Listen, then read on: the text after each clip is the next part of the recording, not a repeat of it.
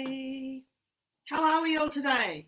I've just returned from my allocated period of exercise for the morning. So the whole purpose of creating this group was really so that I can add value for you guys, help you understand more about why funding is important and how it can help your business. So I really want to make sure that I do that. So let's make it interactive.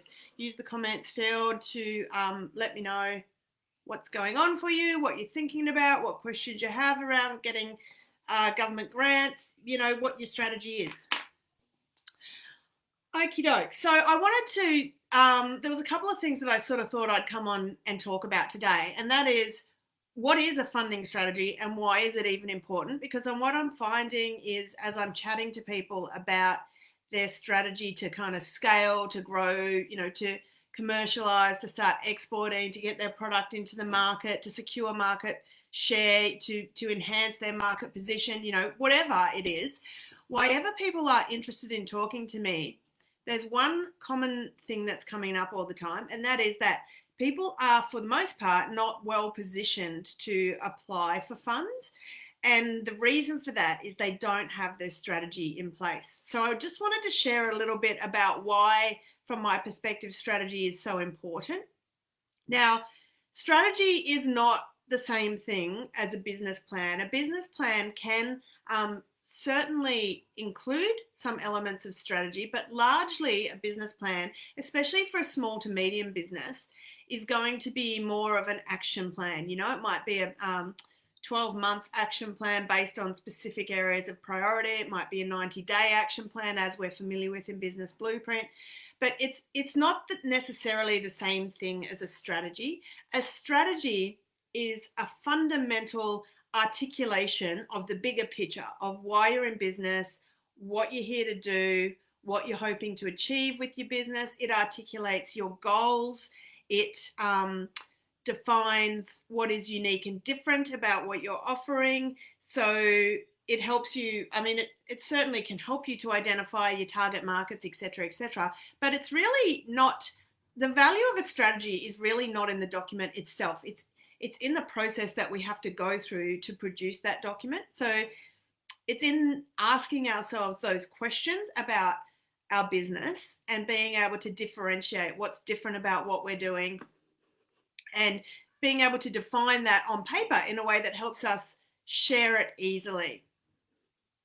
So that is why it is so important. Now, I guess it's like, from my perspective, it's one of the important building blocks of getting your business set up the right way. And then often what happens is we become caught up in the push and pull of the everyday, and we don't actually get around to kind of taking a breath and sitting down and just spending that time working through those important questions.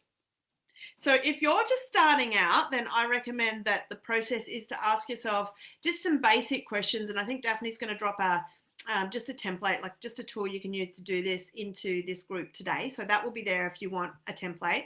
But what we're really talking about is just asking yourself some basic questions as you start out. What is this business all about? What's my plan to get to market? Like how am I going to launch? How am I going to commercialize this idea? Who are the people I'm talking to? What is it that I'm bringing that's new or different? So what's unique and valuable about what I'm offering? If you've been in business for some time, then what you want to do is a bit of a SWOT process. Really simple. And you don't need to make these questions overly complex, just sit down and spend some time kind of journaling on it or thinking it through. If you prefer to talk, then record yourself answering these questions. But the value here is going through the thinking of trying to identify what's going on. Now, why is the process so important? Well, often when we're coaching executives, what we find is that we think that it's a circumstance that produces the result, but it's not. It's the thoughts we have about the circumstances. Circumstances in and of themselves are, they don't innately hold any meaning at all, and they don't produce results. They're just a thing that exists outside of us that occurs, whether we like it or not. So when we have a thought, however, about the circumstance, then that thought is what creates a feeling. And people often think of it in the reverse. They think that it's their it's their feelings that are creating their thoughts. It's not. Thought always precedes feeling. That is the theory of neuroscience. So you want to be identifying what are the thoughts I'm thinking that are producing the feelings that I'm having that are creating the actions that I'm taking or not taking, and that's what the result comes from. So it comes not from the circumstances. Circumstances do not produce results. What produces the results you've got in your business and your life right now is the way that you're thinking, which creates the feelings that you're having, which drives the actions that you're taking and not taking. So with regard to your business, sit down and ask yourself, what are the thoughts I'm having about my business? What feelings come up for me when I think those thoughts? And what actions do I take or not take when I'm having those thoughts and feelings? So that is a great place to start, whether you're new to business or been in it for a while. Now, in terms of a SWOT, if you've been in business for a while and you want to kind of get back to brass tacks, and you know, business strategy and funding strategy, which is a component of business strategy is not only important when you're starting out, because it provides that real foundation that can help you to grow and launch the business and then scale the business. But it's important when you've been in business for some time also, because quite often businesses that are turning over really solid amounts of money, by which I mean, you know, it could be a revenue of 3 to 5 million or more, they don't have a basic strategy in place. They don't know what their plan is to start exporting. They just know that they want to get into the US market. But if we don't have a plan, then we can't work the plan. So strategy is all about planning the work and then working the plan, right? So you need to know what's the basics of that. Why? Why would we want to export? Why do we want to be in the US market? What's the goals that we have if we're going to do that? How much money are we going to spend trying to get that? And then importantly, what's the potential funding strategy for our business to be able to secure funds to help us do that? Now, in terms of funding strategy as a component of business strategy, I want to highlight the point that just like any other part of a business strategy, just like any key initiative, if you want to secure grants to grow, then you need to have those foundation documents in place. You need to be able to articulate on paper, where am I going with this funding I'm hoping to get? Like, we don't just show up to the government and put our hand up so that we can have some money because there's money out there. We need to be able to make a case. And in most cases, in fact, grants are highly competitive. So in the bigger ones, you know, they're going to be highly competitive. And so we need to very clearly be able to say, this is my project initiative idea that I want to launch, commercialize, scale, export to other markets. This is, you know, a summary of where it's at in 1 to 2 sentences max. These are my revenue projections. This is how I think we can grow if we get this funding. This is how I contribute to what the goals of the funding guidelines specify.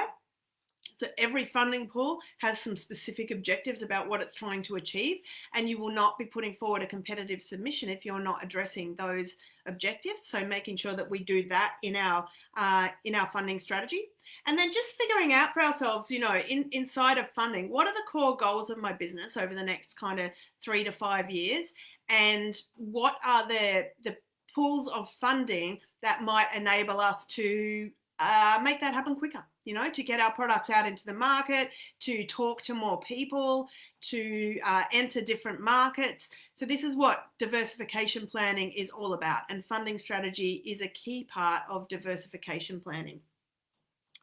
Hey Stace, how are you going? Just drop in the comments if you have any questions or queries that you would like answered about funding strategy.